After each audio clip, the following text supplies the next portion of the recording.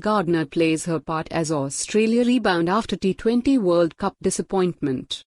Having gone through what went wrong at the Women's T20 World Cup 2024, Australia rebounded with a series clean sweep of India as they build towards a defence of their 50-over crown next year.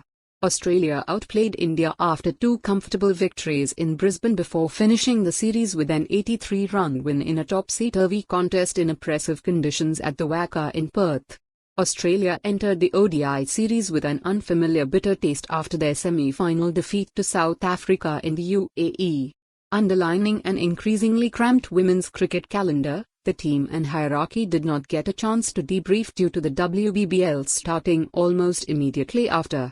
Once the WBBL ended, the squad assembled in Brisbane and had to dissect their failed bid for a fourth straight T20 World Cup title. I think it was just a really good touch point for our group to realise the things that we weren't doing as well as probably what we could have, Ashley Gardner told reporters after the third ODI. We reviewed that game, against South Africa, and then we were just really positive on where this group can get to. And I think that's the most exciting thing, that anyone that comes into this group is excited to be here, really wants to be here, and just striving to be better every day. Australia had numerous players step up across the series against India. Their wins in Brisbane were highlighted by debutant Georgia Wall's spectacular performances at the top of the order, while in Perth all-round efforts from Gardner and Annabelle Sutherland overcame an Indian team mustering belated fight. It was a welcome return to form for Gardner, who shrugged off her struggles in the WBBL with 50 off 64 balls after Australia had collapsed to 78 for 4.